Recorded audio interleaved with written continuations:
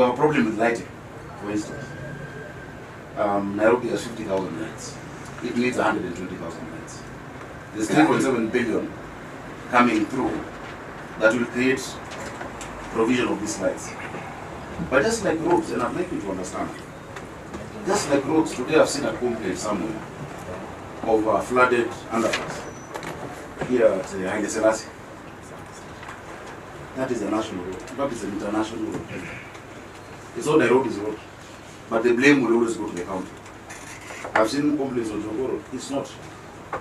The other time I had to intervene at Ojito Road, which used to flood. In fact, cars would be submerged. And intervention meant, because the drain on Ojito Road is 1.2 meter, the drain on Kipande is 0.6. It had to involve me looking for Kenha to sort it out. We have more than 7 wards in Nairobi without power because transformers were removed. I have to look for the PS energy. It is not my function, but it's my responsibility as a governor. And so this creates for me a beautiful platform, an implementation committee that I chair. I chair that committee. Across me I have the PS of energy, I have the PS national treasury, I have the PS security. When there's a security problem, the county is blamed, yet I have nowhere to intervene. I don't think any other governor has such an opportunity. And we can meet twice, thrice. It is a real committee. The other one is, just sets policy. That I can actually follow up what we committed to do on water with that PS in that committee. Drainage improvement, over 1 billion. So long and short, Chair, is that I feel that this is a perfect, it's a beautiful opportunity for the city.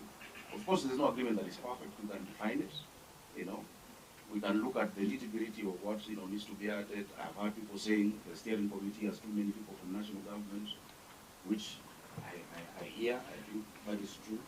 We can be equal. Some people have said, look at the chairing, etc. That is okay. But instead of the form of the agreement, let's look at the function, what we're actually going to gain as a city, pragmatically. Then we can sort out the form of how, who convenes the meetings, how what is done. It's a great opportunity for Devolution. And I'm so confident that in the next 5-6 months, people will see a big difference in this city. Huge difference. Whether it is on cleanliness, whether it is on sanitation, whether it is on roads, on lighting. And as I was saying, this lighting of those roads, when there are no lights on Juja Road, people blame the county. Yet Kura should be lighting their roads. In fact, what we've agreed is no road contract should be given going forward without the aspect of street lighting. Kenha is the only agency that currently takes care of the lights and the bills for their roads. But since the county is given that responsibility, as opposed to maybe another county, when there's no light, it becomes a national security issue. So that interplay between national and county goes without saying. Finally, every capital city, what it's called, in the world has similar agreements. Washington, D.C., Australia, if you go to Berlin, if you go to London, where you have the greater metropolitan area of London, if you go to Paris, if you go to Cape Town and Victoria, it must be there. A capital cannot be ignored. So Chair, I will leave it at that, because I know there are many concerns, and I'm available to give any clarification. Chair, Governor, thank you so much. Chairman, I think, Governor, we perused through the document. The first thing that came to my mind, there was a similar collaboration with NMS. NMS has left a huge bill, benefit in this city. And this new collaboration and agreement, it was mentioned about. And of course, every time it appears, that benefit is still there. 2, what makes the difference between the previous collaboration and the agreements with the current one? Because you've given the governor and the speak, it's also given a bit first, so that we understand where. Okay. Give us brief. Okay, thank you, Chair and Governor. Chair, I want to go on record as one of the people who have expressed deep concern about this particular arrangement with the national government, with the county government of Nairobi. I want to be very clear from the onset that nobody is against development, nobody is against support from the national government to the county government in the execution of their mandates and the use of the funds. But you will agree with me that everything we do is subject to the Constitution. We start with Article 10 of the Constitution, which requires that any time any person makes any policy pronouncements or public policy decisions such as the ones you have taken to essentially transfer these functions to the national government, you have to apply the values in Article 10, which also include, and I'm sure you're aware, that public participation has to be taken before the fact, not after the fact, and we will come to that shortly, Honorable Chair. The agreement is expressed to be pursuant to Section 6 of the Urban Areas Act, and the Governor has rightfully referenced that whereas it anticipates an agreement, between the two levels of government to support Nairobi recognizing its special standing, that particular section makes it subject to Section 2, subsection 2 of that Section 6, which says that the county government shall be run as a county government. And Honorable Speaker, I will send you straight to Article 176, which gives us a definition of a county government. Article 176(1) says there shall be a county government for each county consisting of a county assembly and the county executive. So that, Honorable Chair, any agreement under Section 6 of the Urban Areas Act must recognize that the only structure of management of a county is the one that is established under 176(1). So that if you introduce any management body outside those two, you are flouting subsection 2 of Section 6 of the Urban Areas and Cities Act. Honorable Speaker or Chair, Article 177 further establishes the membership of the county assembly and the county executive. It does not include, outside the speaker, outside the members of the county assembly, you cannot purport to introduce any other organ. And in the membership of the county executive as well, you cannot purport to introduce members of the national executive in the management of the county and then claim that you have done it in accordance with the law. Secondly, Honorable Speaker, or Chair, public participation that is anticipated under Article 10(1)(c) is something that is required prior to decisions being made. Your Excellency, you entered into agreement. You have signed an agreement here.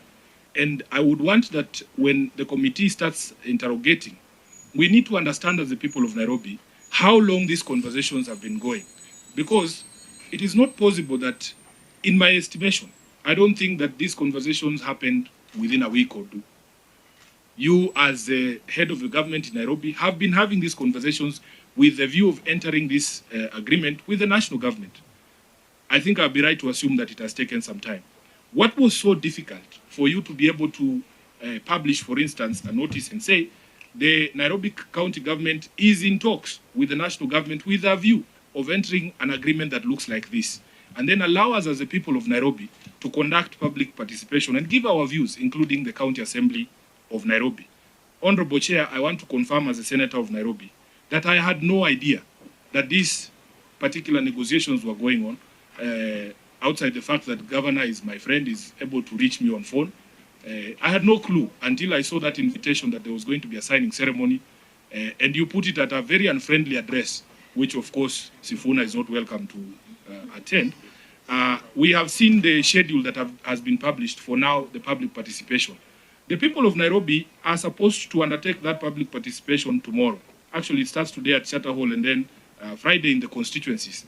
This is an egregious violation of the right of public participation, in my view, because you have already put pen to paper, Honorable Governor. And it is, the courts in Kenya have already ruled that when the Constitution requires public participation, it has to be meaningful. It cannot be a cosmetic exercise meant to rubber stamp something that has already been settled. So, Honorable Chair, I have a problem, and this Committee of Devolution must actually protect the people of Nairobi. If you read the text of the agreement, it actually only anticipates, Governor, amendments that might come from public participation. It says that if there are any amendments that are proposed by the people of Nairobi, and you yourself have alluded to the possibility of amendments, what you have called refining the agreement, but you and the president do not anticipate that the people of Nairobi in their righteous might can actually say, we don't want this agreement.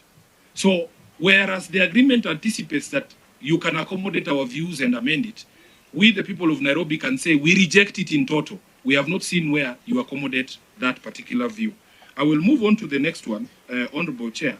The governor, being a former senator, is aware that in fact there exists legal mechanisms for us to be able to send specific support to specific counties wherever it is required, and noted that there is a specific need. Governor, we have passed the county government's additional allocations all this time when we've been in the Senate. You're familiar with that particular piece of legislation. It is possible, Governor, and I will give the illustration of the county aggregation parks.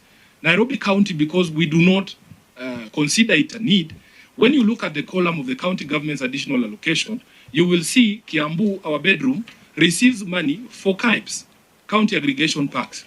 On the column for Nairobi, it is blank because of the recognition that probably our priorities lie elsewhere.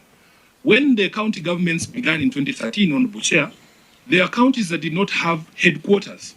I went to Mandera and I found that they were given money specifically to a need to say, let us have county headquarters. They have built those county headquarters. If you look at the column for Nairobi, you will see that Nairobi does not receive money for county headquarters. So there is a legal instrument, Governor.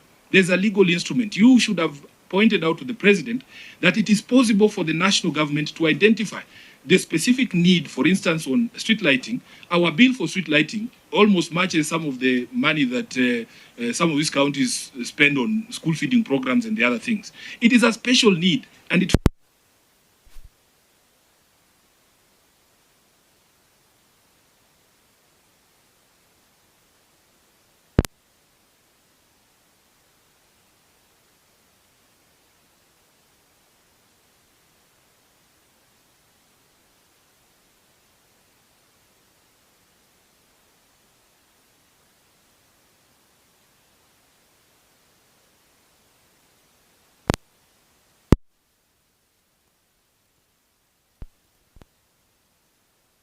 Governor, if you look at the agreements that the control of budget required that counties do, there is no similar management mechanism that has been put in place. Musalia doesn't sit on our bursaries board, but we have an agreement so that you regularize it through the constitution. Thirdly and fourthly, the management committee. That is a problem that you as a committee will have to deal with. Musalia Mudavadi has sneaked himself into elective office in Nairobi, because he is essentially undertaking the functions of your government. And I know he's your brother, but you don't have to share power with him. Honorable Chair, yes, there is the question of pending rates, Governor. Yes. You yourself will tell this committee the current outstanding balance. And last we had a conversation with you about how much money national government owes the people of Nairobi. I think it was upwards of something like 100 billion Kenya shillings. Why can't you tell the president that you have the capacity as a county government to be able to manage Nairobi? Let him give us our money. Let him give us our money. And then we will build our roads. I have seen this county government building roads. Unless, Governor, you are saying you cannot build roads. If the national government gave the county government of Nairobi money, you have the capacity to build those roads. You have the capacity to do those sewer lines. You have the capacity to do the drainages. You are a government. Tell them to give us our money. When we see people saying, we will give you this money, but we are not very sure you will run it, so let's send Musalia to chair the board. That is unacceptable under the Urban Areas and Cities Act. Lastly, Chair, we are concerned about the oversight framework, because I sit in the County Public Accounts Committee, and we as a Senate, we are guided by the reports of the Auditor General. We are making the life of the Auditor General difficult when during an audit process, they have to go to various entities to be able to find documentation that support the expenditure of these resources. So for instance, if we want to audit these resources that have been given under this particular arrangement, you are told, oh, there are some documents you have to go and get from the Treasury, the others are sijui where, the others are this. You are making it difficult for the auditor to be able to do their job. Lastly, Governor, the NMS, you yourself promise the people of Nairobi, we will not get into a misadventure similar to that one. This one is similar to that misadventure. It left us with a lot of pending bills. You have spoken to it. I heard you during your address to the county assembly. And Governor, you came before this Senate. You came before this Senate. This Senate helped you to extract a concession from State House that Nairobi people will not be paying the pending bills under NMS. We said the comptroller of State House, who was the accounting officer under NMS, should pay those resources. Governor, my expectation is when you go to State House, please remind the president that he is the one responsible for payment of those NMS pending bills before you sign the contract. You cannot just be there smiling and laughing, and yet you know the trouble that these contractors from NMS are going through. Let them pay their pending bills, and we don't want this misadventure again. With those few remarks, Honorable Chair, I thank you, and I reserve the right to ask any supplemental questions if the committee will allow me. Let's allow the governor to respond first. Chair, which I can get all the questions. Yeah, okay. Because they might be similar in nature. Chair, I thought because you gave the senator of the sitting room, you give the senator of the bedroom of Nairobi to also come through.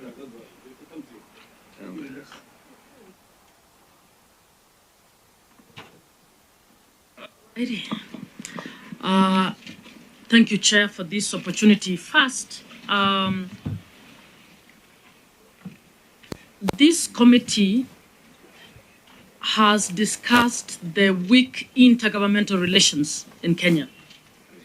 So to begin with, as the Committee on Devolution and Intergovernmental Relations, we have been working to get governments at the national and county level to understand the Kenyan form of devolved governance, which is collaborative and cooperative. And we have had 13 years of operating as if they are competing. National government is competing with county governments. And yet both levels are supposed to deliver services to the same audience, the same citizens. So in my view, I welcome the fact that we want to attempt to have healthy intergovernmental relations for the benefit of service delivery to the Mwananchi. So this is the first time that we are attempting to operationalize Section 6 of the Urban Areas and Cities Act, another act that we have not properly implemented in the country in the 13 years on this issue. It is also a good attempt at trying to implement 189(2) that requires that government at each level and the different governments at the county level cooperate in the performance of functions and exercise of powers, and may set up committees for that purpose. So we expect horizontal cooperation among counties. We expect vertical cooperation among counties for purposes of delivering services. But as Senator for Nairobi has raised a concern, even as we cooperate horizontally, vertically, we must respect the basic tenets of the Constitution. And we have read through this agreement that you have, and we have a few concerns. One, we don't see clarity in terms of what the agreement is, in terms of this is what national government will do, and this is what county government will do, and this is how the nature of collaboration will happen. The agreement is so general that it looks as if we have incorporated national government actors into the cabinet of the county government to make decisions over the county functions. So we have not seen that demarcation that indicates that Nairobi County can only manage to do 40,000 street lights. National government feels we need to up that to 70,000, and therefore national government is planning a conditional grant to county government to help it top up from the 50,000 that they are able to do to the 70,000 that we think Nairobi should have. That is not clear in this agreement.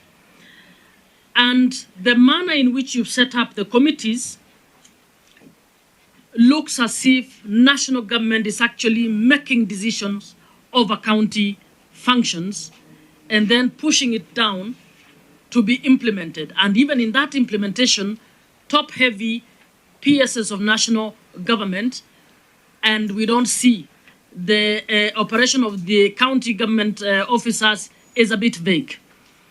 So it is unclear on what that implementation means. And does it mean supervising or oversighting implementation or implementation? When you call it implementation committee, one could easily be persuaded to mean a PS, a mischievous PS might imagine that they have actually been given the job to set up lights in the city of Nairobi.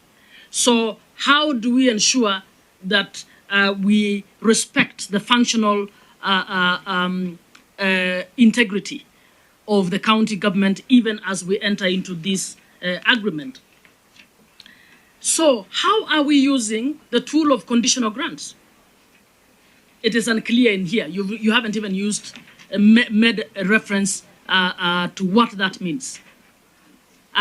Is it technical support they're trying to give you? Is it that Nairobi County cannot put up lights, so national government, which has the function of technical support, wants to give technical support?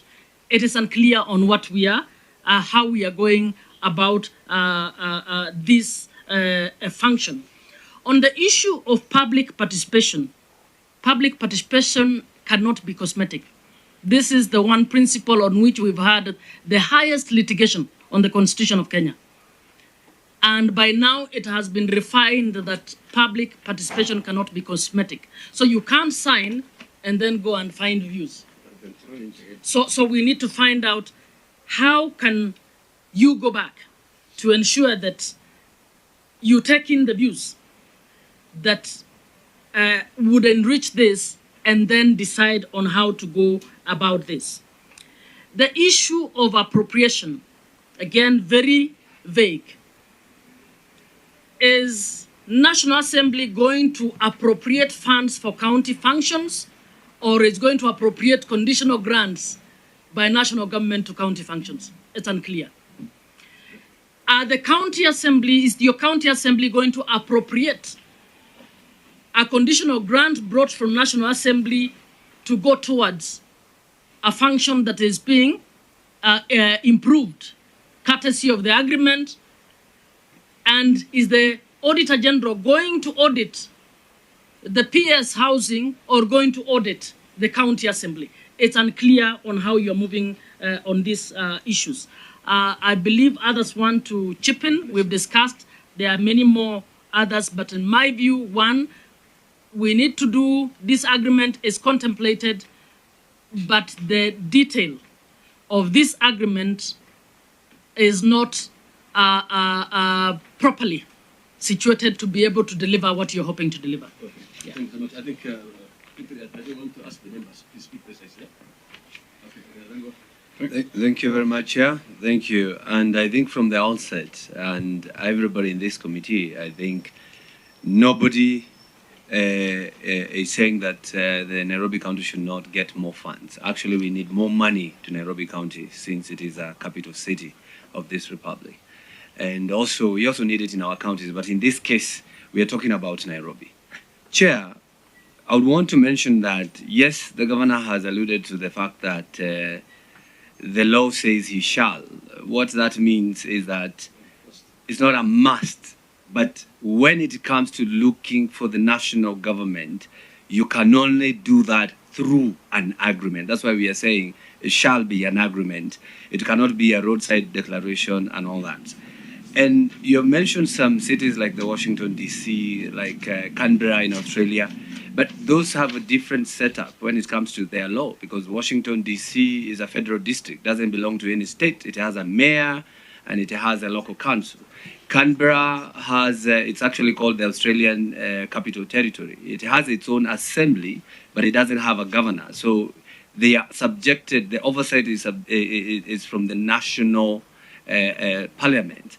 But when we come to this, to Nairobi County, we must now follow the section 6, 2, and 5 of the Urban Cities Act that says the management of this county must be in line with the county mandate. Now, that's where we come in as a Senate, and that's where we come in as people's representative. And we ask ourselves, when you're dealing with this kind of agreement, did you reflect on the CIDP, that is a County Integrated Development Plan?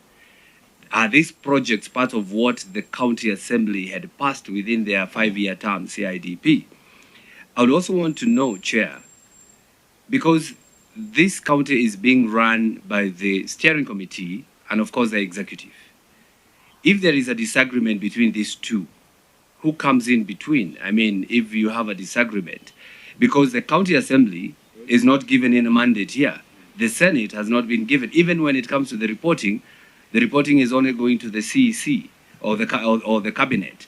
So we would want to understand, because, Chair, even if we might think it's a simple thing, when we say that we are discussing the county, which in this case is the bride, but the national government has more people in this steering committee, 8 people against the county's 4.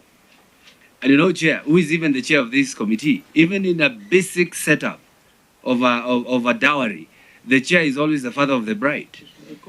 I mean, we would want the governor to be the chair of this bride, which is the city. Now we are giving it to Mudavadi, who is in the office unconstitutionally, because that's not a constitutional office. So, Chair, mine is to request that, because the governor has said, I think he said it is not final, so we want to know whether is the agreement final. Because if it is not final, then the input of this committee must be reflected in that agreement. And finally, Chair, the public participation, I think, is just cosmetic. It's coming post-signature.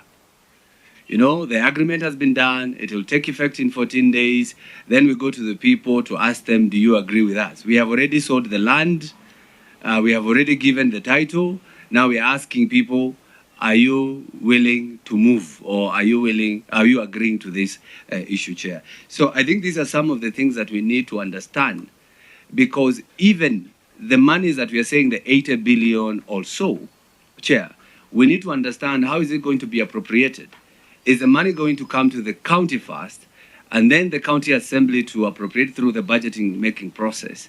Then the money goes to these projects? Or is it the national government that is going to oversee their project and then bring the money, I don't know through how. So that is an issue we need to look into, Chair, because the agreement, as I said earlier, during our pre-discussion, is that the agreement is not complete, because it is saying when it comes to financial matters, they will jointly agree. So it is an agreement that is saying there are some things that need to be agreed. So is it an agreement really? That is the question. Okay, next. Thank you, Chair, and thank you, Governor. I see the zeal he had as Senator fighting for the resources of Nairobi here again, and he has expressed it in many ways. I want to go to very specific questions, taking from what Senator Tango has said. You have already a running CIDP. What is the relationship within this CIDP and the additional programs that are coming under the agreement? You also have an annual development plan.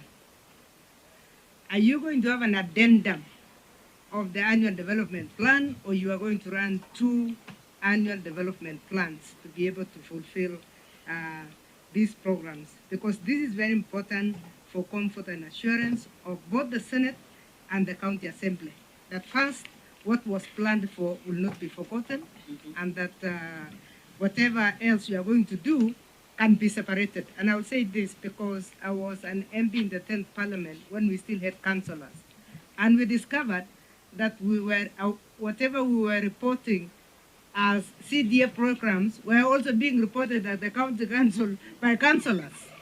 And that is very dangerous, because if there is an overlap, you will not know what Nairobi County has done versus what Kura has done versus what the national government has done under this new framework.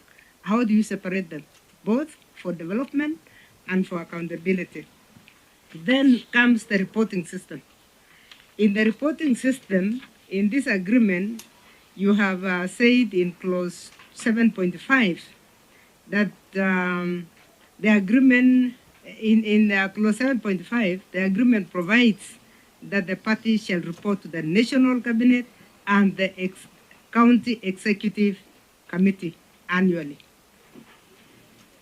I hope the comptroller of budget will still have his reports to the senator, because normally the comptroller of budget must give the area senator, a report annually of what is going on with any funding that touches on counties. And this already has attracted the counties. But could you clarify why the agreement does not give us a reporting system to the oversight arm, which is the Senate? It does not give us a reporting mechanism to the county assembly, because for us, this is dangerous. Your agreement is crossing two governments. We hope that you'll be the next governor, but should you not be the next governor, for austerity and beyond your term and the term of even the current national government, how do you see this taking place? Because unless we have a watertight way of reporting projects that are under collaboration, they can easily be abused. Let me leave it at that for now, for this first round. Thank you. Thank you very much, Chair. My questions will be specific. I wanted to know from the governor. I think when he went to State House, somebody had a machete on the right hand and then and the agreement on the left hand. That is what I'm thinking, because the governor is a very clever person and knows what he was doing. I want to refer the governor to the agreement in South Africa, same agreement. And then that agreement talks about clear statement of the parties and their authorized representatives. That's A. B, it wants detailed objectives and priorities of the protocol, means the agreement.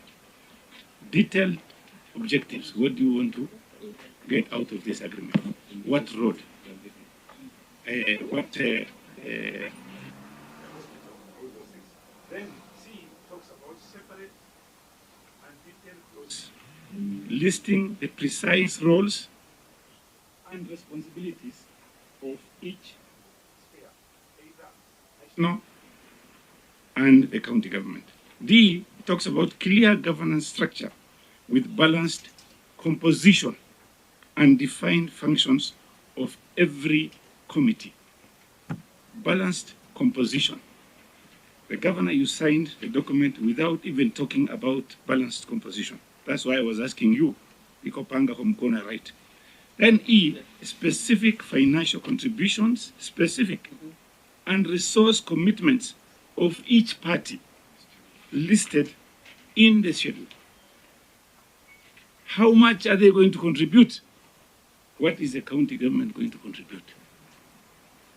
Then it talks about detailed work plan attached to the agreement that includes objectives, measurable indicators, outputs, and many other things. Then it talks about mandatory monitoring, reporting, and dispute resolution mechanism. Dispute resolution mechanism with step-by-step escalation. And finally,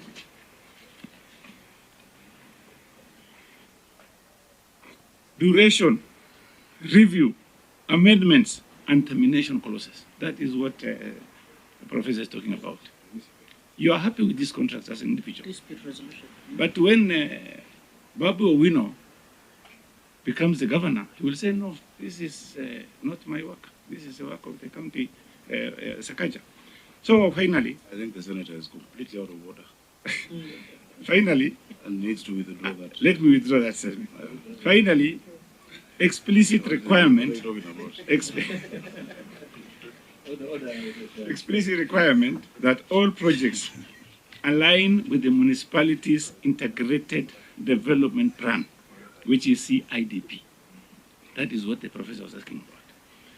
Governor, the agreement talks about refuse collection, county roads, street lighting, development of markets, housing, water and sanitation, public health, and finally, any other such areas may be necessary.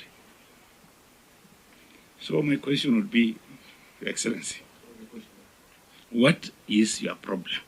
Is it that you don't have enough capacity, manpower to do this work, or it is money?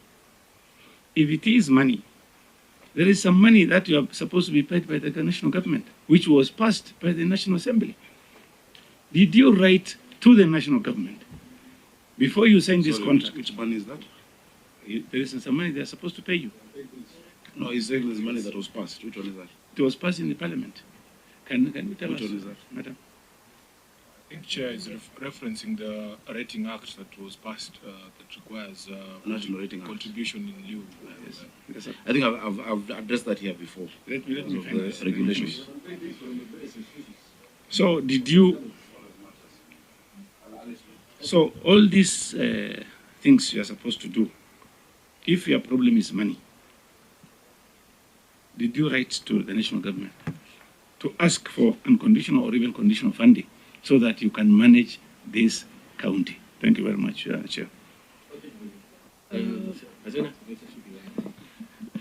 Thank you, Chair.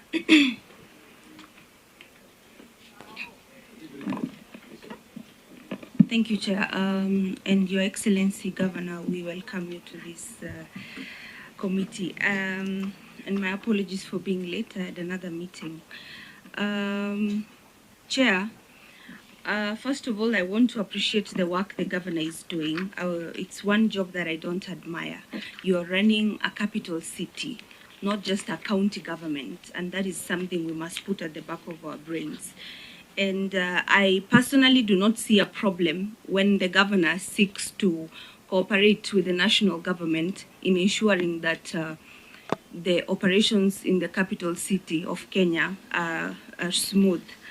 And I can see that in the agreement, the cooperation agreement, you have quoted 189 of the Constitution, and I think that is what is protecting the terms and conditions of this agreement.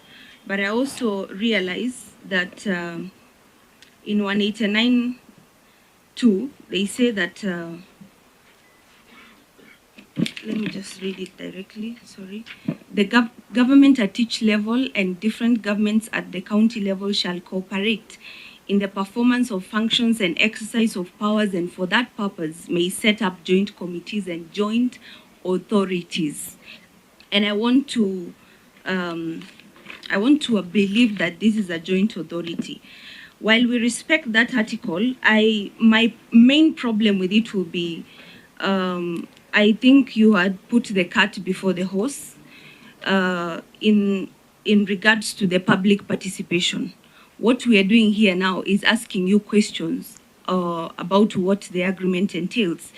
I believe the public participation should have come before the agreement to be able to hear the views of the citizens of Nairobi County and also the committee. And I also believe that one of the articles that is greatly misinterpreted in these countries, in our constitution, is 190,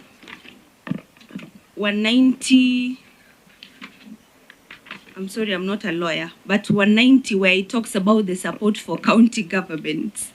And number 5 says that the legislation under clause 3 shall require a notice to be given to a county government of any measures that the national government intends to take. And it also says that the legislation should also permit the national government to take only measures that are necessary. And it continues to say, or the legislation will require the national government, when it intervenes, to take measures that will assist the county government to resume full responsibility for its functions and provide a process by which the Senate may bring the intervention by the national government.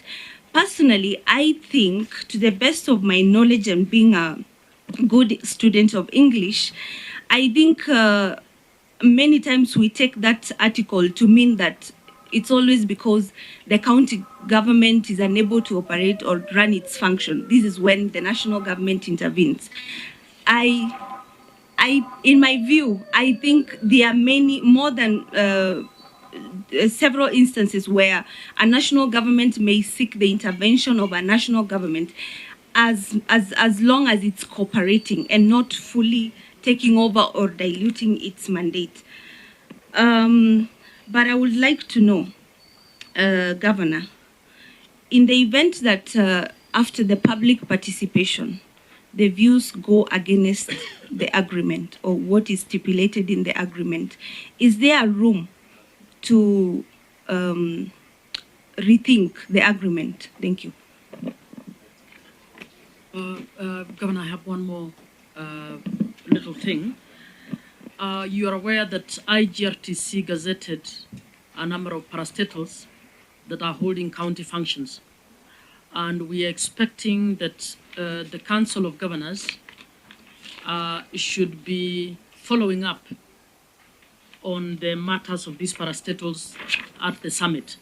Now, I see one of the areas where you want to have cooperation is the roads, and Kura is one of the parastatals that have actually appeared before this committee.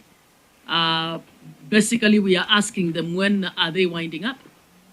And what they told us is that they have no clue because their parent ministry has not spoken to this.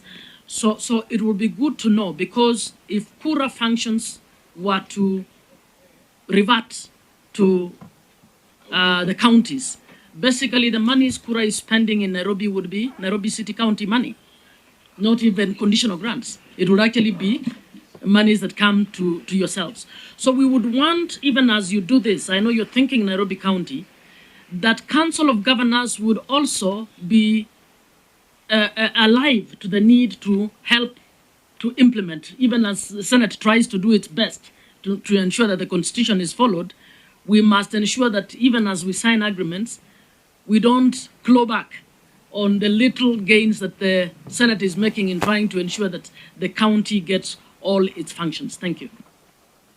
Let me also add one or two. Your Excellency, in the duration of the agreement, I think it's 24 months, which extends to the next government. So the agreement does not automatically say or binding that the next government, will it be binding the next government that will come in, whether you're there or not? Two, it does not say the procedures and conditions for renewal of the agreements. So maybe you can ask on those. A quick calculation.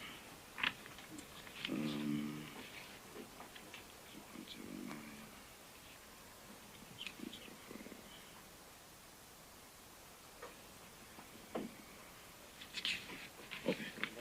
Chair, thank you. And thank you, Senators, for your very good interventions. I'm glad that you all realize two things. One, that there must be an agreement. The law provides there shall be an agreement, and unless you amend the law here. But the law that you've given us as a legislature says there must be an agreement between Nairobi and the national government. I'm glad that there's that realization. Number two, I will emphasize there is no transfer of functions. In this agreement, the national government will do its work and the county will do its work. This agreement is not to oversight county functions per se. When you see a chair committee with the PS of Interior, security is not devolved, but why am I chairing a committee that has a PS for Interior? Because there are security concerns in the capital. There are national projects that many times we just find have been passed, because the county government does not come in. And I wish most counties would have an arrangement where the governors can see what is being proposed by the national government to do, so that the county does different things. But you see, when Kura, for instance, and I'll come to the discussion on Kura, when Kura or Kera or Kena are identifying which roads to do in Nairobi, the governor should be there to help prioritize. You know, the senator should be there, the MPs should be there. But you see, they operate vaguely. And I'll give you an example. One big challenge that we've had in this city is the mobility challenge. Mobility is a big challenge. One of the solutions is the BRT. In December of 2022, the European Investment Bank and the AFD came to me saying they have 314 million euros and 74 million euros respectively for line 3 that comes from Dandora. Because of the lack of any structure, it took me 2 years to get cabinet to approve that funding request. But even to date, the loan request has not gone. Because you see, when you have a priority of the capital, if you don't have a forum through which, either weekly or fortnightly, these guys have other national priorities. And so they don't see it as a priority. It took me 2 years to just get that. So for me, I'm thinking pragmatically, if I have an arrangement that will help me push, remember, this is not just for county functions, also national functions within the capital. When it says the seat of diplomatic missions in Section 6, diplomacy and foreign service is not a county function. But you see, this is the capital where all of these diplomats are. How do we provide for them? For instance, we're providing water and such amenities at the UN. And now we've done a new line through KTTC, which is now Diplomatic Village. That, the fulcrum is the city, is the capital. All of these foreign countries want to have a sister agreement with Nairobi. You know, how do you domicile those? So let's have clarity that it is not to sit to oversight county functions, but together to look at what have we jointly agreed to do, and is it being done, and how can we do it better, and to bring these concerns. You know, their concerns, security concerns, are very big in the city. And now the normal Mwananchi in Nairobi, the way they will not know. I saw another demonstration the day before yesterday on the Eastern Bypass because vehicles were, I think, submerged, and someone's vehicle was really injured. And if you hear them, they're talking about the governor. That is not even a Kura road, it's a Kenha road. Now, the Senate needs to be radical. Because, you know, I have a choice to do two things. One, I can pontificate and say, this is the purity of how the arrangement needs to be. So let me wait for the day you disband Kura and Kera and Kenha for me to have a discussion on roads in Nairobi. Or I can be practical and say, I need these roads done. And if there's a situation where I can get more resources, I've just calculated for you 7 billion, 6 billion, 3.7 billion. If there's a situation where I can get more resources as the governor, as the Senate and National Assembly works on disbanding these agencies, I will go for that money. Because my people don't want to know a lot of English about, they want things done. They want things done. And the city must move. And let me give you an example. Because this is a discussion we had for a long time. And I remember the late Prime Minister saying, actually being very strong, even when MPs were against him, saying Kura and Kera must be disbanded. He even gave somebody a task, a former PS, to do a paper to see which counties can actually absorb those functions. Because not all counties have that capacity, you know. Kura and Kera work throughout the country. Kura is not only in Nairobi. Kura is in Nakuru, Kura is in anywhere with an urban aspect. The ruling that was passed last year on RMLF that was suspended is where the real story is. If you look at the Constitution, it defines only two levels of roads: national roads and county roads. Number two, county roads make up close to 70% of all the roads in the country. Now, every person on a road in Kenya is paying fuel for roads to be maintained. Last year, they collected 119.7 billion. Out of that 119.7 billion, 70% of it that would come to counties would be 83.9 billion. Out of that 83.9 billion, Nairobi would get more than 10 billion. Point of order, Chair. Okay, wait. I mean, Point of order. I don't mean to disrupt you, Governor.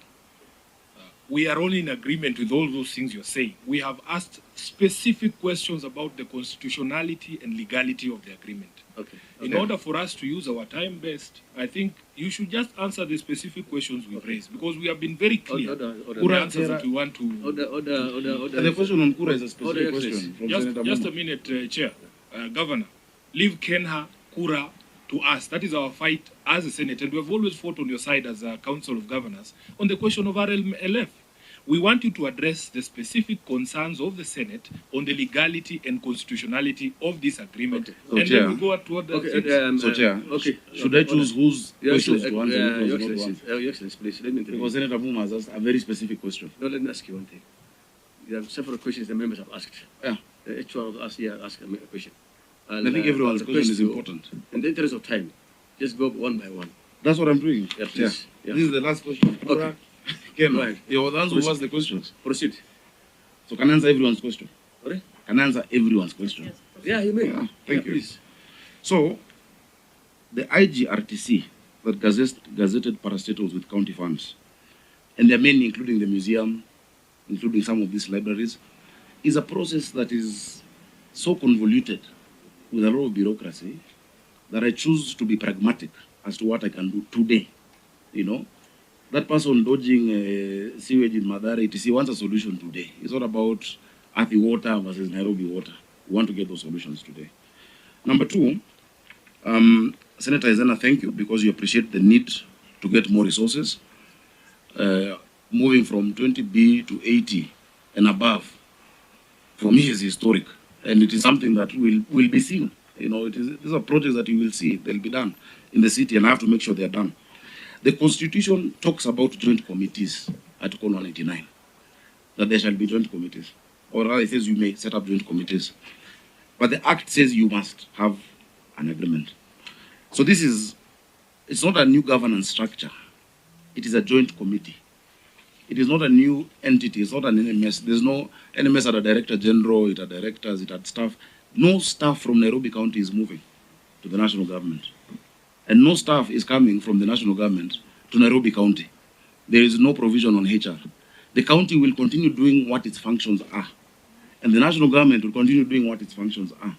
The only thing we are provided for, because we are the capital city, is additional focus allocation, additional allocation of resources, and a coordination on how things are being run. A coordination, you know, within the capital city.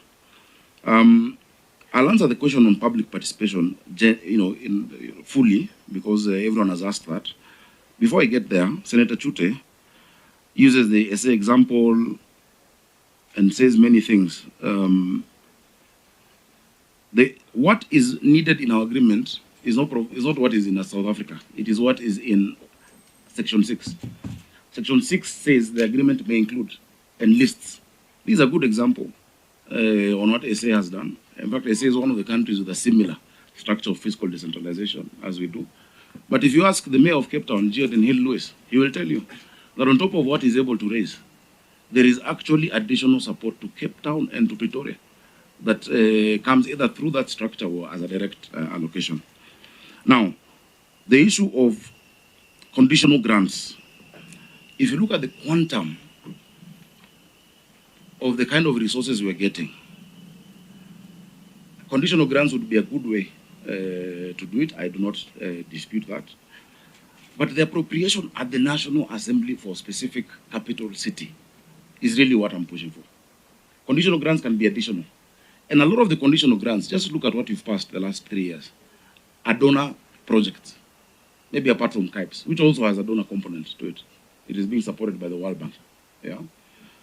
So it's up to you as the Senate. You know, that is your role. Remember, I'm also here defending an arrangement that is not just county, it's county and national. If there's a way you can refine it, let's refine it. So long as the end being additional allocation to the county because of its status as a capital city, resolving some of these service delivery challenges, that no matter who is running this place, if you don't sort out the fiscal arrangement of the city, you saw NMS came, and this is very different. I'll come to your question, Chair. It's very different, but they came, wowed people for 2 years and left 16 billion pending bills, not paid. Was it effective? Was the county left better? No. So the issue really is the resources. Part of what you're assisting us with includes the regulations under the National Rating Act. That will unlock billions for the city. The regulations are to be passed by the Cabinet Secretary. The regulations, I have now a platform where I can follow up where are we with these regulations, and we have to report on it. I'm with the PS of lands there. I'm on another platform with the CS. I can push it. Otherwise, it's a discussion that comes up when you meet or you write a letter that is ignored.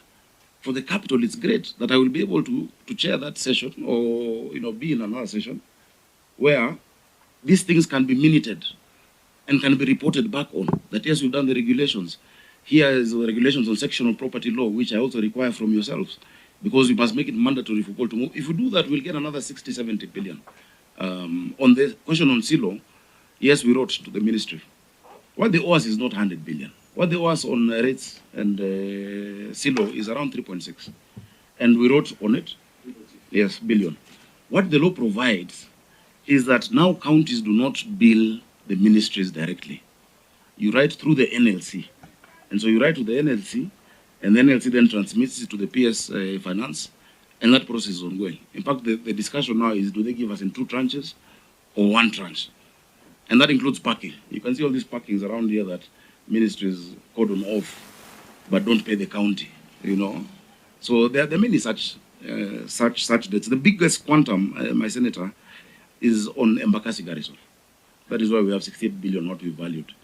And the agreement had been, and I saw a letter just done recently to the PS Treasury to provide for those allocations in the supplementary.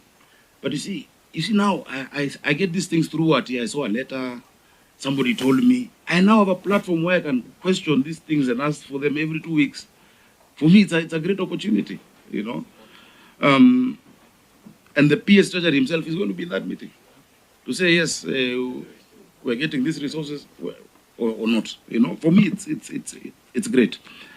Now, the issue of CIDP. Just clarification on that point, Governor. I thought the mechanism where you interact with the national government is the IBEC.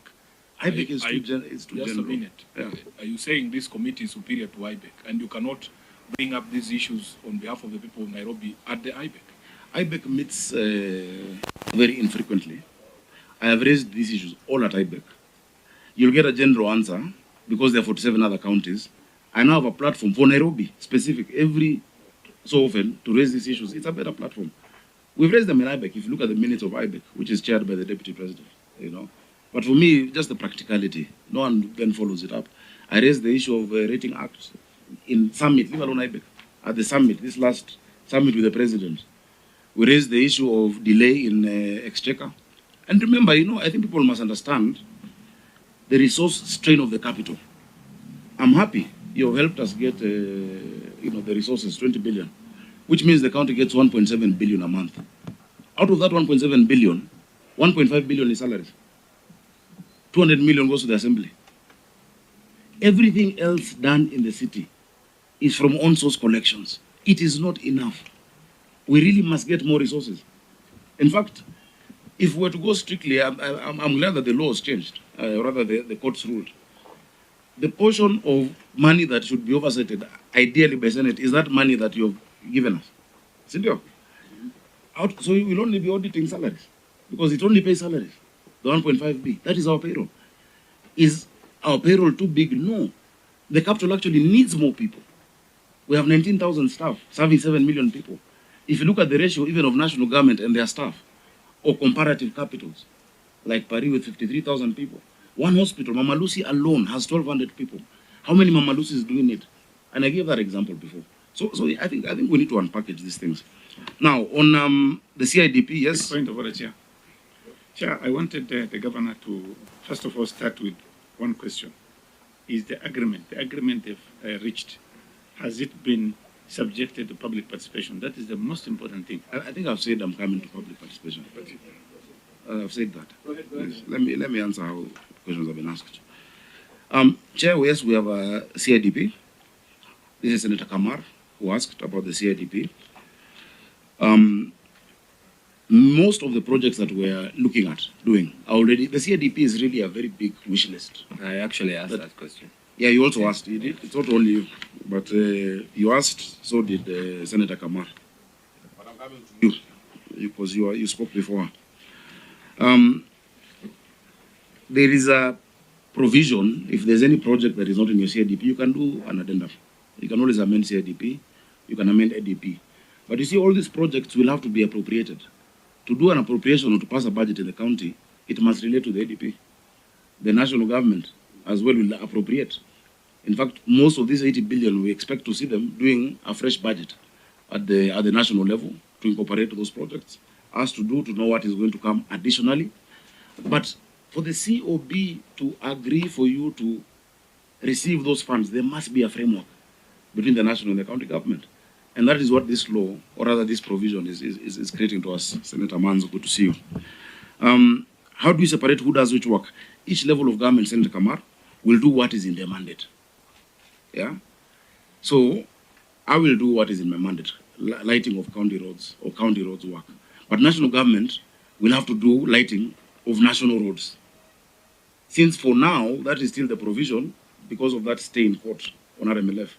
If they didn't get that stay, all the roads apart from Uru Highway, Kangundo Road, Mombasa Road, these big trunk roads, all the roads apart from that then would be county roads. But for now they are not. They're still classified as Kura, Kena, whatnot, urban, etc. on the KRB, Kenya Roads Board website.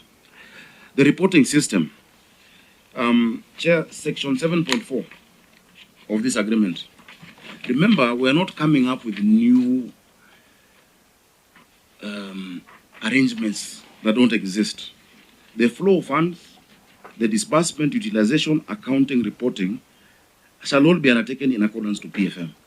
So all projects must go through the budget. All projects must go through public participation.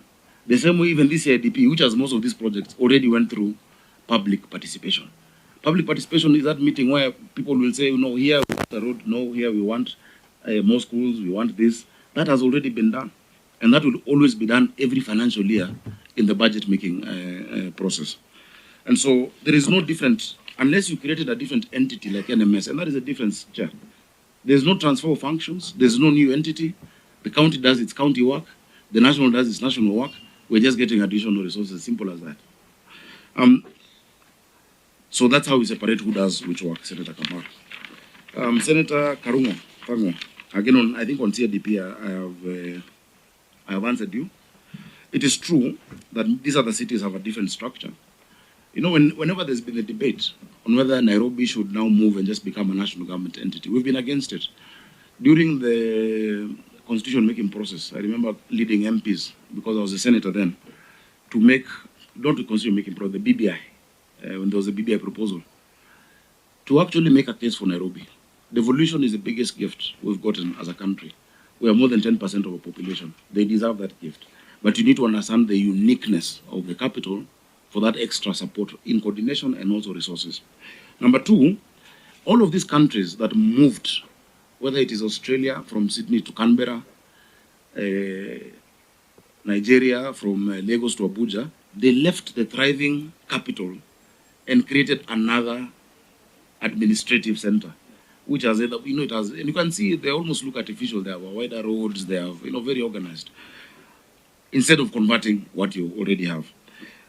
So, Senator Tango, I agree. Some of those are different, but some are the same. The structure in SA is similar to Kenya. The structure in India with the provinces is similar. If you look at what goes to Uttar Pradesh or to where Mumbai is, it's actually similar to what we're working on. And remember, when these devolution laws were done, there was that mirroring. The Mutar Kangu-led committee was looking at that, you know. Because if you compare us with the US is federal. We're not federal. Germany, with the Landers, Germany is also federal. We're not. Us, we're still a unitary state, but with fiscal decentralization. Now, let me go to the big question. Sorry, Senator Muma. Senator Muma asked also earlier. I agree. Devolution is not a competition. It should not be. There have been weak intergovernmental relations. Some of these ones are done cosmetically, I'm afraid. Some of these platforms do not yield results. That's why we're looking for results and more, you know, support. But I think it is time that you can also look at that Intergovernmental Relations Act, you know. Section 23 of it is what creates joint committees and it tells us to be in those joint committees. Now, how do you strengthen? Remember, there's never been an agreement like this. So, of course, it will not be perfect. It is for the Senate to help us strengthen or to help us refine better how we can, go through this process. There's no precedence of an agreement of such a nature. Appropriations, as I've said, will be done by each level of government. And the Auditor General will still audit what the county government has done, will still audit what the national government has done for the capital city. That audit has not been stopped, it has not been removed from this. Now, again, the agreement is not only for county functions, but also national functions within Nairobi. About who chairs the committee, if you go to, for instance, IBEC, that the deputy president chairs, it doesn't reduce the chair of the Council of Governors. Or if you go to Summit, that is chaired again by the president, it doesn't reduce. I don't think, for me, who chairs is as much a concern as to whether what we want to do gets done. In terms of balance, I agree, yes, possibly we should have more. We should have equal numbers, But remember again, the feeling, and you could be right because, for posterity, maybe now we're in good terms, but in future there might not be good terms with the national government, So yes, let's have that. If we need to do co-chairing, let's do it. For me, that is it's not a deal breaker, yeah? So long as we actually get what that resident of Nairobi requires. And not all of you require. In as much as you send us from other places, you all live in Nairobi. You all want a working capital city that provides for these issues. Public participation. Chair, I think this is for the Senate to guide. Number one, we've taken the document public participation because we felt, and we could be wrong, that there need to be a document from which people to discuss. What would we have taken if we didn't have a document? So one, we have a document. Governor, Number two, have you ever heard of the word draft? Please allow me to finish. And don't ask questions like I've never heard the word draft. Like, surely. Yeah. You think I've never heard that word? I'm wondering. No, please. Just let me go on. So if there's a way we can do it better, let's do it better. But yeah. Now that you have signed the document, and you are taking it for petition, public petition for tomorrow. Yes. Today and tomorrow. Yes. If people reject, what will be the consequences? We said we can amend the document. Amendment can be delete all the clauses. Why not? Okay. I've been in this house. I think, Chair, you need to introduce some level of seriousness in the responses that we are getting from the governor. But also seriousness in the questions asked. I wish that you take this process a bit more seriously. Yeah. Because allow me to continue. Through the chair. Yes, through the chair. Yes. Through the chair. Just allow me to Anyway, answer. proceed. Clause 6.2 provides that the agreement, together with any amendments, remember public participation, which you've done, which you've done many times, is not empirical, it's not a vote. It is not. Public participation, in fact, people can mobilize and say, let me bring 1,000 people to say we want this agreement. And somebody else says, let me bring also 200 people to say there's no agreement. It's not an empirical process. But it's a process when the law has said specifically, and I need you to guide, the law that Kenyans wrote, that went through public participation, says specifically there must be an agreement. The law has said that. No, the law says there must be an agreement. So do we go to Kenyans again to ask them, should we have an agreement? Chair. So, please. Your Excellency, please have it. Your Excellency, the question is, of course, the agreement must be there. There must be an agreement. But this one has already been signed, and you're treating to public participation. So if they reject... Yeah, before the agreement, there should be a conversation. What we are asking is, did you converse with the people of Nairobi that we want to do this and this and this? Okay. Are you agreeable? So that we don't split hairs. Just one intervention. You as the committee. Just one intervention. Just to remind all of us that that law that you're quoting, the Urban Areas and Cities Act, is subject to the Constitution. It is not greater than the Constitution. It is the Constitution that elevates the people above all of these things that you're saying. Governor, I've seen you doing public participation before you embarked on projects. When we had this conversation when Karungo Wathango was the chair of housing, and you wanted to do Woodley, for instance, we were engaging members of public from Woodley before you ever did the groundbreaking. And then once that was complete, we proceed with the project. Surely, Governor, you know that what you're saying is not true. Chair, please allow me to answer questions asked. Yeah? Chair, if public participation can be done better, let's do it. Senator Sifuna, you're right. That's all you needed to say, man. Yeah, you're right. That's all you needed 100%. to say. I can give you now. You're right. It can be done better. Yeah. But for me, let me tell you, I don't want to split hairs because it is the end for me that is so important. Yes, public participation is important, but I've told you the lack of the empirical nature of participation. Senator Manzo, you know how you people you organize yourselves when there's public participation on an issue that you're keen on. Yeah. So we will hear what the views are. Already, I've heard things that need to be amended. Already, from the public, I have heard.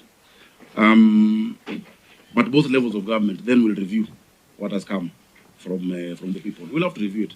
But there must be an agreement. Guys, the capital will not change without this provision.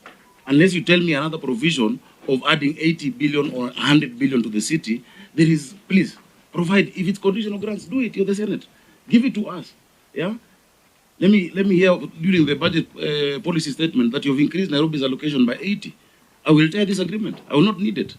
But for now, I must ask the governor, as a responsible governor, who cares for his people, I must find whichever way that will get me resources to sort of this city. I must get it. Lazima work. You know, I don't have another route. Order. Remember, let me give you another example. Yes. Yesterday in Parliament, you've discussed the National Infrastructure Fund. Yeah? This National Infrastructure Fund will create around 5 trillion. That is the goal. Already 2 trillion has been identified. This is the way I'm going to plug into it. Because you cannot go to Singapore without Nairobi. Now, how do I plug in and get projects for the city? Whether it is massive road projects, the housing alone that's going on in the city is 250 billion. And I keep asking for more projects. How will I plug into the Sovereign Wealth Fund without an arrangement with the government and a setting where I am chairing a committee that is discussing this every 2 weeks? I have to be pragmatic. We accept with you and we appreciate that you must do those things. But how procedures have been followed laws. Yes, that is where you guide. Yes. Yeah, you guide us. Pending bills of NMS, yes, those ones must be paid. The difference, we've not created a new entity or organization here. There is no accounting officer that has been created. If Kura's budget, they get an additional 8 billion. The DG of Kura will still have to account. But who defines and determines which roads are done in that 5 billion? Where do we prioritize? You know, whether it is Agwins Kodek, whether it is whatnot, is the forum where I'm chairing. So that I can also, we even have Kera in Nairobi, rural roads. What are they doing in Nairobi? So Chair, that is the difference between us and NMS. And I promised, Chair, as Senator, I also promised, as Governor, that I would never transfer functions from Nairobi. I said it in the Assembly, I will not transfer. I think Article 187 is a bad provision. Counties need to be strengthened to do better. So if you have a better way to do it, please, that is why you have a committee of devolution. Your work is to protect the interests of counties and their governments. And that is who is here. A county and its government, isn't it? Let me look for a question I've not answered. Senator Sifuna, very, very, very clearly says that no one is against development. I like that. And that is true. We want to do it within the law. That is true. Let us do it within the law. But let's also do it. You know? Some people feel you fix the wings as you're flying. You know, we can wait for a perfect agreement or a perfect law. It will never happen, Senator Sifuna. Yes, but I'm saying you cannot have a perfect agreement, especially if it's the first one. Who is the president? Please draft for me one, Senator. It's possible. Draft for me one. Through the chair. Through the chair. You can see the divide here. There's people who believe the ends justify the means. And there's also of us who say there is a way it can be done constitutionally and legally. Yes. But I'm hoping, Chair, that when we get to the closing remarks, because I've heard some of your friends saying, some of us just criticize we don't have ways in which it can be done. We will give you ways in which... Which friends? You've said my friends. Yeah, some of your friends say some of us just make noise, we never give proposals and way forward. it's good that you are throwing that challenge to us, because some of us, just a minute, Chair, you will give us an opportunity to show you how it can be done constitutionally. Yes. Chair, thank you. And when I'm asking about friends, you know, earlier the senator said I'm his friend. So my friend is his friend also. He's not my friend, you know that. But you are my friend. Yeah, we don't have to have the same friends. You know that. Some of your friends are my enemies, some of my friends are your enemies. Order, Chair, can we have... Let him complete. It's on a light. It's on light. No, Senator is my good friend. Order, I know you're his good friend. Unless you have changed, are you a former friend? He has already declared it. No, he's not a former friend. Chair, can I summarize for the two of them? So bursaries and scholarships. Now members of this committee want to pick my friends. That's so. Proceed, Chair. Again, I had noted when Senator Sifuna was speaking about Section 189(2) on cooperation. Already, the Constitution, yes, the Constitution is higher than the Urban Areas and Cities Act. The Constitution says there should be cooperation. 189, and Senator Muma, you have said it out very well, you know. And that the national or county government may establish a joint committee with specific mandate where such a committee is necessary for the achievement of those things. It is true, we had an intergovernmental agreement on bursaries and scholarships. Yeah? That intergovernmental agreement that we signed on the 9th of January, I gave scholarships of 170 million. Last week, I've given 252 million of bursaries to every ward. But it is not any additional money from the national government. It is our resources. So it's a bad intergovernmental agreement. No, the intergovernmental agreement Their function is just to allow the counties to fill that gap. There's a big problem. Parents are suffering. They need it's help. a transfer of functions without following the procedure. You can call it that. It is really the COB and the COG finding common. But remember, for 10 years, bursaries and scholarships have been given. They continue to be given, and the need is there. But you see now, with this framework, for instance, the bursaries and scholarships I would give can be funded additionally by the national government. So it's really how you look at it, you know. The Chair, the question there was, Governor, Yeah. is there a similar committee, like the Musalia committee, running our bursaries, so that we demonstrate to you that that animal you have created under the current agreement is an unnecessary animal. You are doing bursaries with an agreement with the national government without a similar committee. Chair, bursaries, scholarships, programs don't need committees. Coordination of the capital in terms of focusing budget from one level to another would require a committee where you sit, where all the PSs bring what they're proposing for the budget, and we go through them and we prioritize. That needs a committee. If you want to prioritize programs, if you want to look at implementation of programs, if you want to look at how far we are, it requires it. Otherwise, we'll still get things done slowly. Or I bumped into this PS, or I went to his office, or I called this CS. I don't like doing that. I've asked you, for instance, for those regulations for more than a year and a half. The Rating Act was passed in 2024. But imagine I have a forum where I'm chairing every 2 weeks to follow it up. Not even just to follow it up. I can come up with a draft myself and have that committee pass it. And for cabinet to then sanction for it to be, gazetted. So for me, I feel it is necessary. I feel this all feel it is very necessary. And I feel the agreement. Order. The city requires that kind of commitments. But the thing is, we're only saying, let's follow the Constitution and everything will be done well. Chair, I feel that we followed the Constitution. 100%. I am convinced. Okay. The extent to which maybe you will say the participation is not 100% or whatnot is debatable. It is subjective. But following the Constitution, 189 of setting up joint committees of collaboration, Article 6 of setting up an agreement, I am 100% sure that we've done it. And let me tell you, Chair, just to affirm, because I want to finish. Tomorrow I will do it again. Because I believe it is the only way. I've looked at what the city requires, Chair. Many times I see that frustration because of lack of resources. The blame game because of lack of clarity on what is a county function and what is a national function. What has taken me even to be able to pay salaries on time? Today is the 26th and I'm paying salaries. The arrangements that we had to make. I've looked at other cities. I've sat here 5 years. I've looked at what Lagos is doing. Whether it is in waste management, whether it is in resourcing it. I promise you, as a steward of this city, because it's a mandate from the people, this is a route I have seen that I would stand for anywhere and I would defend anywhere. Currently, there is a court process. You know, I think the hearing is sometime in March, etc. I am willing to go on the dock myself to defend why I have seen this as an opportunity for my city, because questions will be asked and I'll have to account for that. Chair, let me leave it at that. I don't know if there's a question I have not answered. So, Chair, I've finished. Chair, let me ask. The governor has said there is 68 billion from the garrison. Can you explain to us what is the situation of that money now? Yeah, the Supreme Court ruled that there had been a dispute between two parties about 900 and something acres and 18 acres of land in Embakasi.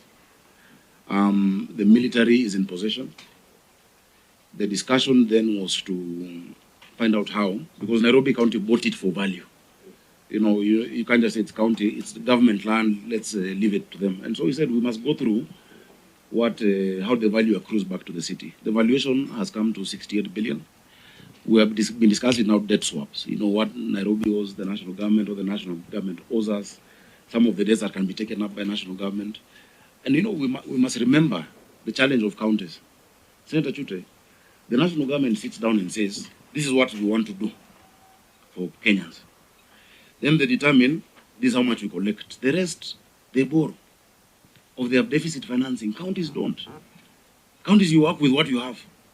So if an opportunity arises like that one, why I'm following up that 68, is because it will help sort out all pending bills. Remember, I found pending bills at 109 billion. With the 20 billion from Senate every year, how do you sort out pending bills of 109 billion? 109. We've reviewed them. Now it has come down to, is it 86 or 70? 88 billion. So that includes the NMS one? No. NMS, we said that one is not ours. Okay. But the county bills, we've reduced from 109 to 86 billion in 3 years. Okay. If I can get an additional resource to sort that out, because it is true, people are suffering, people have done work. I know people who even, you know, have fatal cases. Of course. People have committed suicide. When you tell someone to come do a job and you can't pay them, you'd rather not even have given them that job in the first place. So really the practicality, and I would want to have a session where we can go through, or maybe that is PAC, where I can show you the financial state of the papers that have been done in the past. You know, the central bank governor Thuge did an analysis in 2014 of what would need to unlock this capital. Remember, we're dealing with a backlog of issues from the 90s. So this is one route we've seen. If it can be made better, let us make it better. But let us support, you know, the county and its government. Just you're through. Okay. I think I've answered everything. Okay, let's go for round two, please. Very brief. Governor, I hope we are not sending the message that you can't do an agreement. And I've heard you say that there are few things you've heard from the public. I hope there are few things you've heard from this committee that would add value to this agreement. So my advice would be that knowing that Kenyans are very litigious, in my view, it helps your cause to actually listen and help to look at these things. Now, one issue that I had wanted to bring your attention to is your on the roles and clause 4.1 Roman 7, you are considering the roles and the responsibilities of partners in entering into agreements with other parties. Now, one of the contemplated issue from that paragraph may be public-private partnerships. And I hope that even as you do so, you are aware of the limitations in that act and when it comes to counties. I think you yourselves has once mentioned the opportunity you had to actually go into a PPP, but I think there is a restriction around national government guaranteeing to see whether, if I were you, you might want to unbundle in this agreement a clause that would expressly facilitate the kind of PPPs that you would have without having to go through other bureaucracies. So you might want to look at that. But in that clause, you are talking of other agreements that would be subject to public participation as well. So your drafters need to be careful around that. That very clause could actually lock you out of moving on this issue. Can I go? Yeah, I think I'll raise that for the time being. Yeah. Chair, first I want to take this opportunity to thank this committee for helping highlight some of the issues that we have with this agreement with as a people of Nairobi.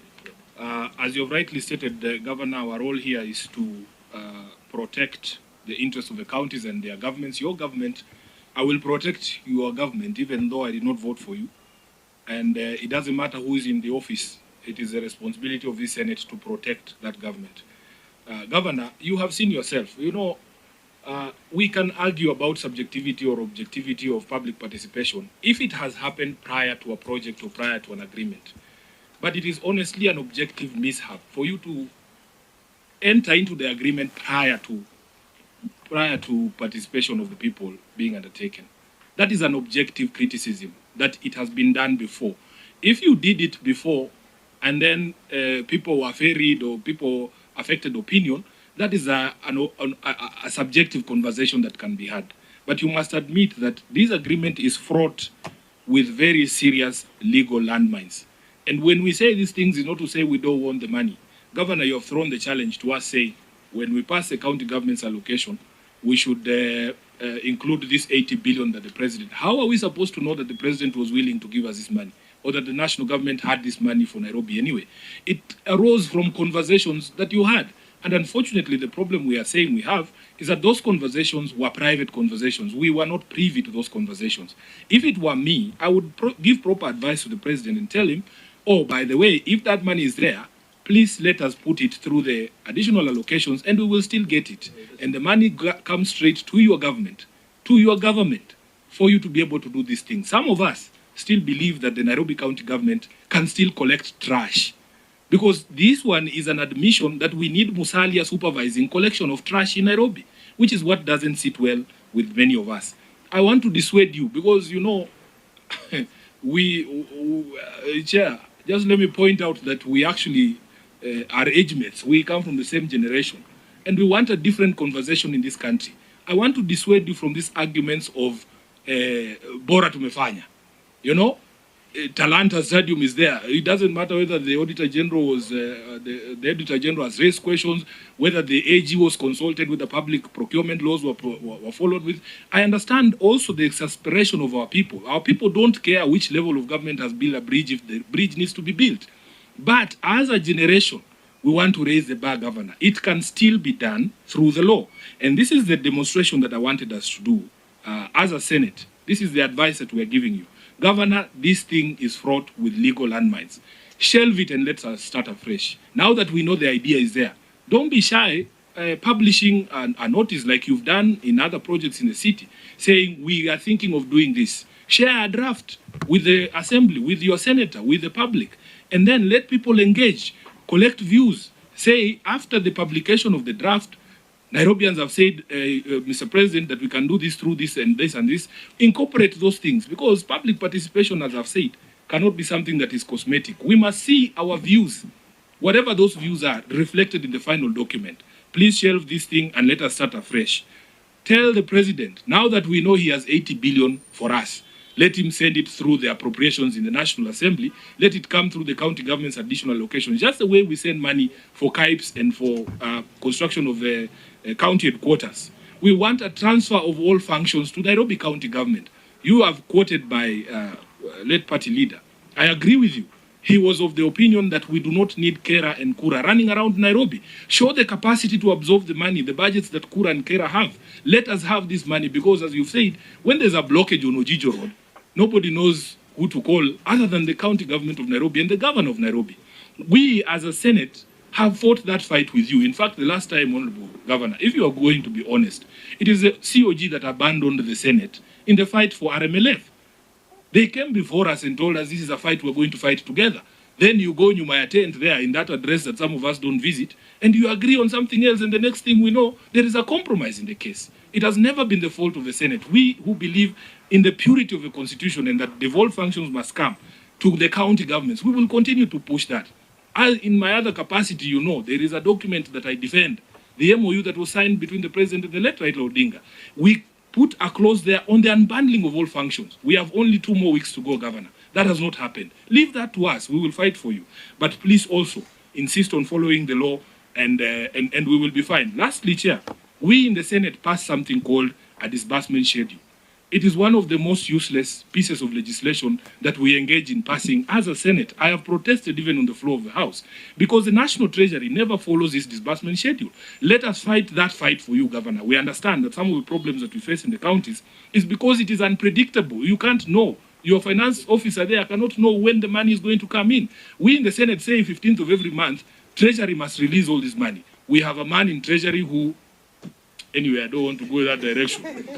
But we have argued as a Senate that the National Treasury sometimes believes and behaves like it is a national government treasury and not a treasury that is supposed to fight and serve all levels of government.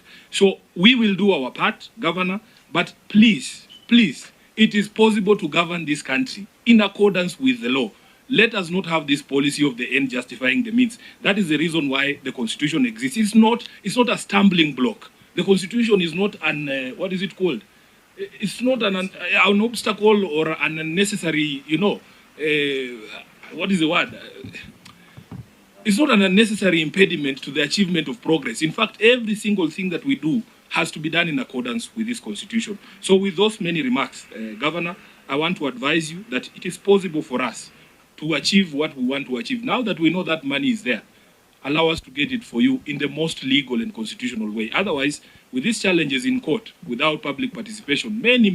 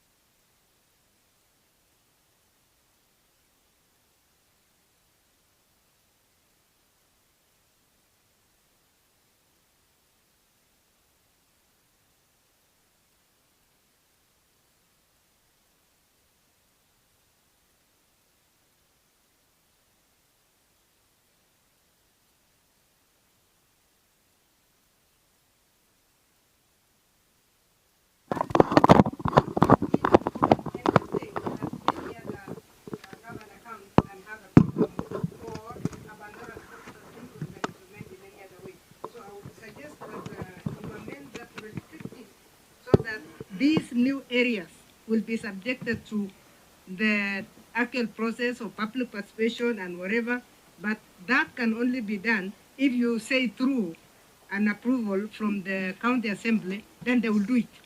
It will be an automatic thing because county assemblies can only approve anything that they will have had their own public participation. I leave it at that, Chair. Okay, next. Thank you, Chair. I think maybe when the Governor is giving his closing remarks, he can come out clearly on where the county assembly is left when it comes to this kind of cooperation. And also the issue of the pending bills, the NMS, about 16 billion or so, NMS pending bill, because those people who work for Nairobi County are left in oblivion. They don't know whether to come to the governor or to go to the national government. And if they go to the national government, where do they go?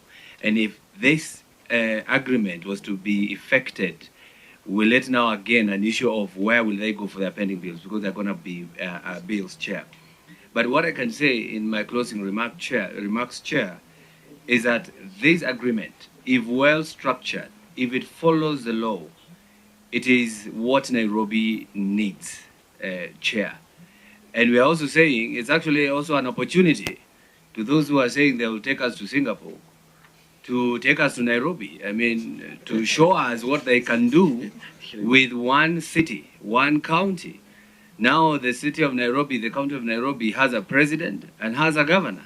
So I think it is also an opportunity for them to show us what they can do before they take the whole country to Singapore.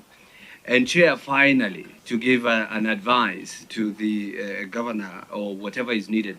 But the governor has said, if this committee finds that this agreement is not a good one, he can restructure or he can do it. So Chair, you are now left to probably, in your guidance, to render it unconstitutional, illegal, so that they can come up with another one.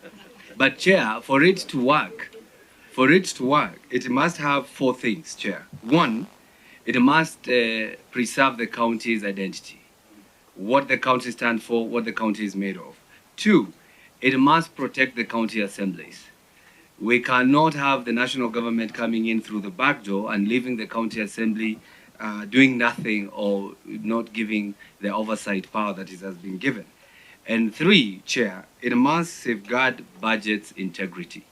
Because in everything that comes in, Chair, they must do proper appropriation of this amount. And finally, which is now the issue and the reason why we're here, it must ensure public participation. Because the objects of devolution, Chair, is for counties to manage their own affairs. So if Nairobi people are for sure into this kind of agreement, they must answer that question and they must give their input, because it is their county, it is their home. Otherwise, Chair, we all need to look into this agreement and make it better. And if at all, whatever the governor is saying that they can look into it, I think this is an opportunity. Thank you so much. Sorry, Chair, I said two and I left out the second one. The second one that the governor must tighten is the roles and responsibilities of the national government versus the county government in this agreement. It is the first agreement, we recognize that, but there are some basic things that you must make sure that you don't let go. So please work on the roles and responsibilities of the two levels of government so that it is not messed up when you are not there. It is very easy when you are developing something to assume that everybody really understands, but they don't understand. Put it in black and white so that we are very clear what roles each level of government is doing, because it's not in that agreement. Thank you. Hasana, quick one. Thank you, Chair. And I want to agree with the governor that the capital city needs pragmatism, not too much bureaucracy or too much English. And I really appreciate a leader who gets to work, gets into action. Our country cannot be managed and run by too much English. We have tried it since colonialism, and it has not helped us. And I realize the agreement has particularly focused on very essential services and sectors, like waste management, water supply, and electricity. It's embarrassing that in the city we have places and marketplaces that really stink. We have roads that are still like farms. I cannot be walking on a rough road in Samburu and still walk in a rough road in Nairobi. I need to feel the difference. You know, I've been promising my people that when I'm governor someday, I will make Samburu be like Nairobi. And it's also talking about housing infrastructure, county roads, and public health. It's also a shame that in the capital city we have water shortage and electricity is controlled. Sometimes we have electricity failing in one line and I don't know why I'm echoing, but I want to agree with you, Your Excellency, and personally, I support that kind of leadership. I just need you to ensure that there is proper public participation, and whatever the citizens of Nairobi and Kenyans at large who benefit from their capital city is taken into serious consideration after the public participation. I also would like to bring to your attention the fact that many young people were not paid when they were working for NMS. You need to do something now that you have told us you have a table or a committee where you meet the PSs and everyone who was involved, because NMS was part of Nairobi County and the people who are affected are members of Nairobi County. I sincerely hope that during those meetings they prioritize settling the dues of the people who are affected by the NMS. And I also hope that you have learned lessons and mistakes that NMS made, and you do something to make sure that it works. I support making Nairobi work, and I hope you get re-elected as the county governor of Nairobi. Thank you. I know we suffered in Bomas together, and I had a 2-hour conversation with you before I found myself in the middle of Bomas with chairs, lifting chairs. And I know I had a moment to talk to you for, this is my views, Chair. I should not be gagged. I had a 2-hour discussion with you, Governor, and it is from that moment that I realized you have a dream for Nairobi, and I hope God blesses you to make it work. Thank you. You can tell her to withdraw, just the way you told okay, Chuta to God withdraw. bless Kenya. Yeah, please. Azana, you're campaigning, you got somebody here. This is not right. If you made Senator Chuta to withdraw about Babu, you know, you can also withdraw about negativity. I am not withdrawing that. I hope. Order, please. Okay. And this is a committee meeting, eh? Next time, don't campaign, okay? The committee meetings.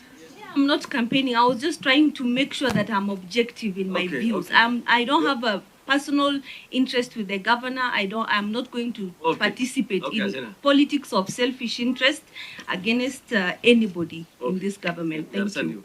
Very well. Thank you. Go, Rukut, please. Thank you, Chair. Sorry, Governor, that I'm very late for your meeting. I was in another committee. My name is Paris Tobiko from Kajiado County, and I'm a member of this committee. I'll be very brief because I believe the comments that the other senators have said could sufficiently work. But let me just say this. Governor, this agreement has the potential to either build you or completely destroy you. This is what I will say. If you get it right, then Nairobi people will go to the ballot smiling. If you get it wrong, and this is the only way you can get it wrong, if you abrogate the responsibilities that the Nairobi people gave you and you hand it over to another power or another institution, I can tell you they'll say we elected you and you handed it over before we give you a chance again. That you will be done. But Governor, if you get it right, and I'm hoping Nairobi County government will remain the implementing agency, the oversighting agency. The national government can give you as much money as they want, but please, the roles that the Nairobi people gave you, retain that. Public participation, as has been said by the other members, is very important. I wish you well. Thank you so much. I think they also said Governor. With the permission, I've been sitting here as a friend of the committee. Yes, my name is Daniel Manzo, Senator Makueni, friend of the committee. I just want to say that from the discussions foregoing, Nairobi should have a special budget. It cannot be treated like any other county because this is our capital. But at the same time, then the method used should be within the law, and the public participation is very key unless you want the courts to disrupt the good intentions. So I think when we are budgeting, we should have a special budget for special things in Nairobi, and that sorts it. And the governor have proper capacity to deal with Nairobi. It doesn't need to be assisted from another quarter. I thank you, Chair. Finally, I think, Your Excellency, one thing I can assure you, this committee will stand with you to see that at least whatever you want to achieve in this city is achieved. this city is ours. Each of us has a home here, and we want to see a city that is very clean, that gives us enough water, enough security, and according to Article 189, that it provides an avenue for cooperation. So you have all the right to cooperate, so long as this kind of city is going to benefit. But however, there are a lot of hue and cries. So I think the only thing is, you only make a participation. This document, actually, your assembly is missing. They are wrong. It's not well pronounced. It has not come out very well. And these are the people who support you, who work with you. These are your MPs. I think that should be looked into. Two, and one other thing is, I want you to put the NMS bills that was left in part of this agreement, if possible. So at least you can be able to pay these people. There's so many people who have lost, made business with the county, and the money is still missing for the last how many years? I don't know, almost 6, 7 years. That should also be looked into. Finally, I think, as rightly said by my colleague, Nairobi should not be an ordinary county. It requires an extra money. And I think as a Senate, we'll have conversation to see that at least the equitable shares get more than what we get now. And I don't know why we call the governor now. It should be called the governor general, because you are now governor of everybody. Because if you call everybody governor, the one with the, with a small county and in Nairobi, I think it should not be called the same names. We must look for another title for you. So, thank you for understanding my predicament. So I think with those few remarks, I wish you the best. Thank you. Continue with the cooperation and the agreements, because refine it. Yeah. Take away, take the members, whatever the proposals have made. Engage your constituents and your assemblies. With those few remarks, I want to wish you all the best. Thank you so much, Chair. And thank you all to all the members. The work you're doing is so important for our country in this journey of devolution, which is the highlight of our constitution. And many times, it is us who will set precedent on how things are done, because there are many things that have not been done before.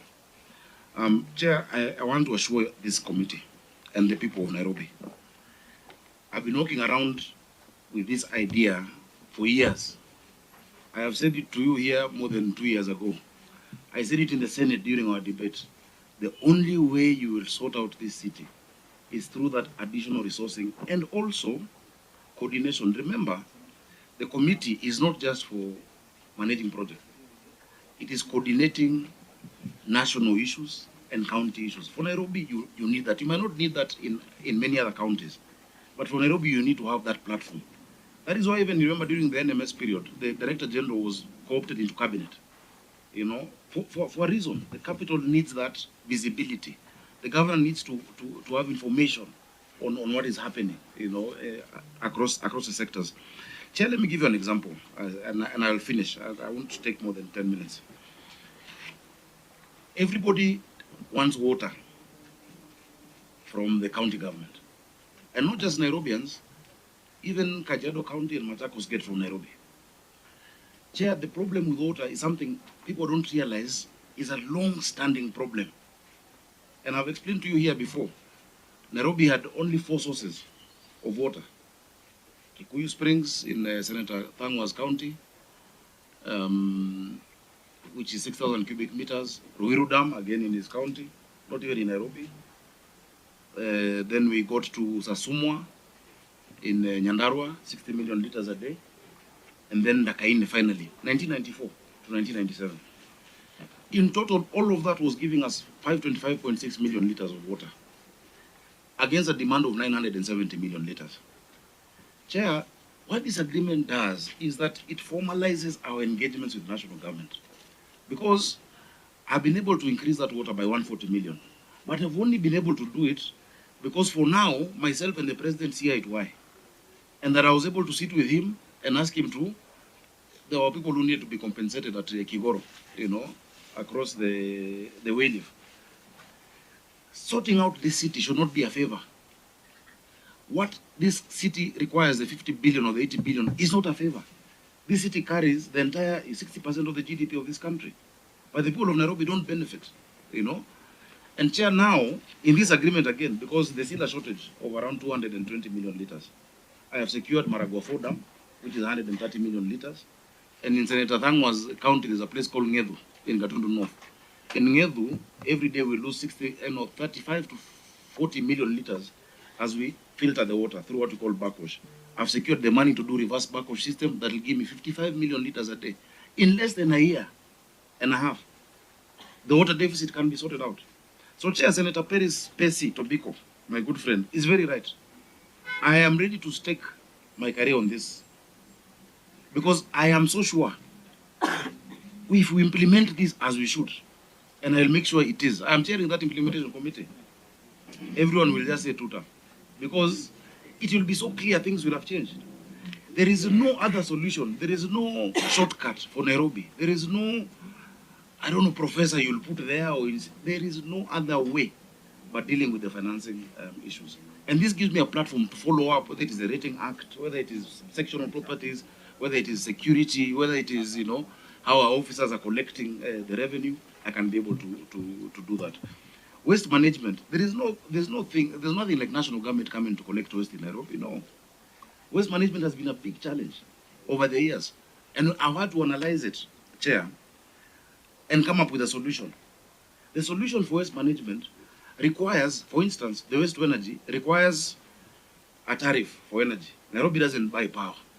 For me to get that tariff of how much these people will sell that power to, I need the national government. The offtake, because now what we're doing is recycling. Nairobi, and I can give you an example. Over the years, in 1977 had 80 trucks, 78, 66, it kept going down, 83, 44 trucks for solid waste management. 98, 13, 2003 is when it came up to 21. When I became governor, I got 24 new RCs, 24 new tippers. It is not enough, but I can only buy that based on the resources I have. I had 4,500 young people. They're now on permanent and pensionable basis, who are called the Green Army. You see them. But what happens, Chair, when that Green Army have collected trash, then Exchequer has delayed. With the money I have, and I have the trucks, do I pay salaries or do I fuel those trucks? I have to pay salaries. Now we have an end-to-end solution, Chair, that is costing 6 billion. The national government is going to pay 2 billion. The rest of it is the county. So it's the county that is still going to do it.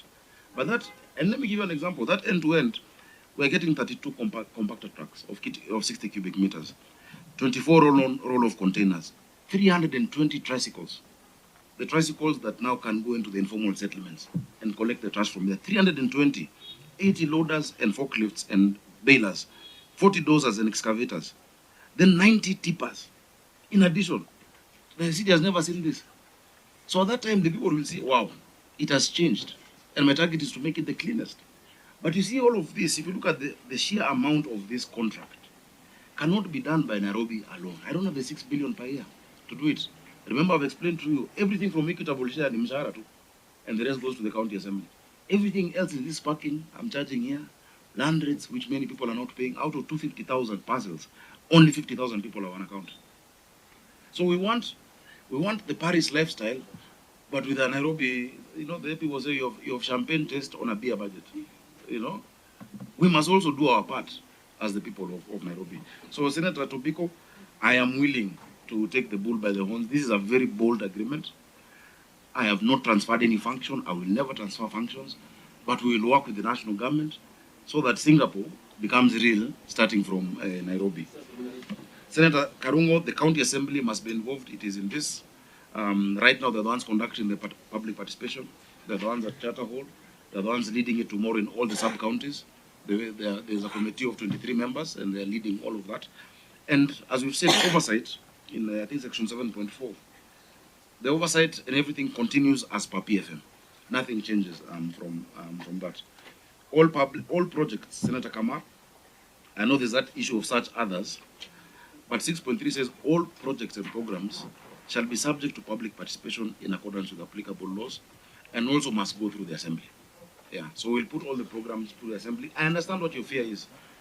And I know many people reacted the way they did to this document because of the post-traumatic stress disorder of NMS.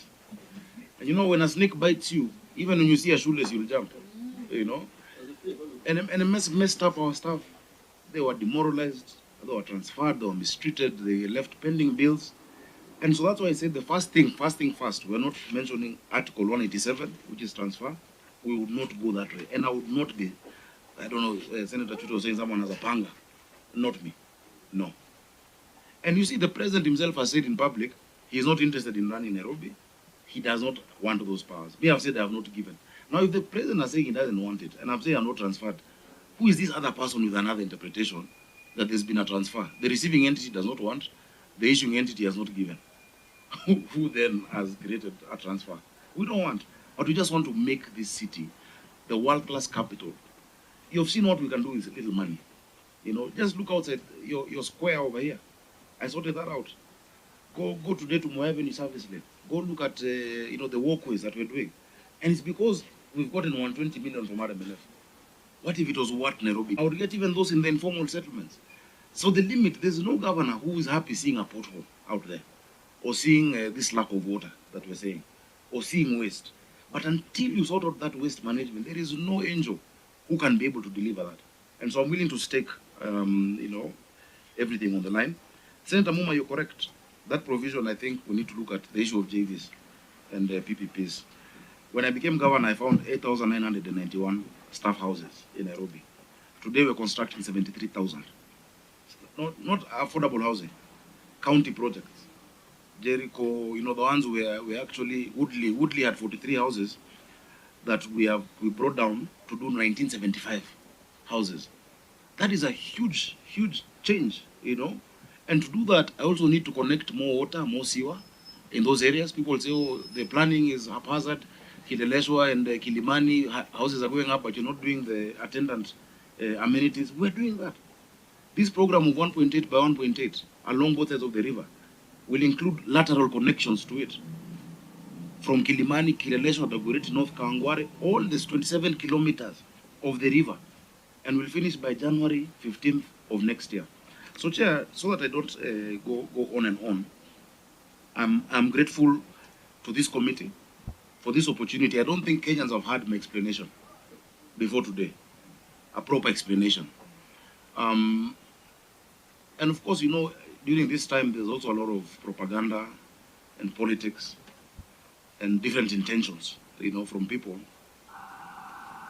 Somebody once told me that as a leader, I want the chair to hear, and my friend Amran is... Chair, listen. Somebody once told me that I'm giving you my disposition.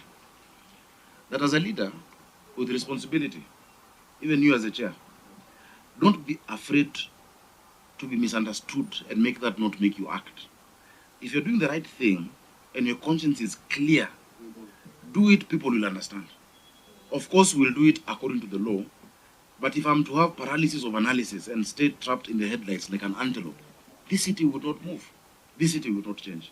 So as the governor who has that constitutional mandate to do the best to transform this city, I feel that this is a great milestone that we will refine, we will look at, but we have to make it work. In fact, I can't wait for those 14 days so that we have the first meeting, so that we align those projects, so that we bring here supplementary appropriations, so that we get more budget, so that we make Nairobi work. So thank you so much, Chair, for this opportunity, and may God bless you and all the members of the committee. Thank you so much.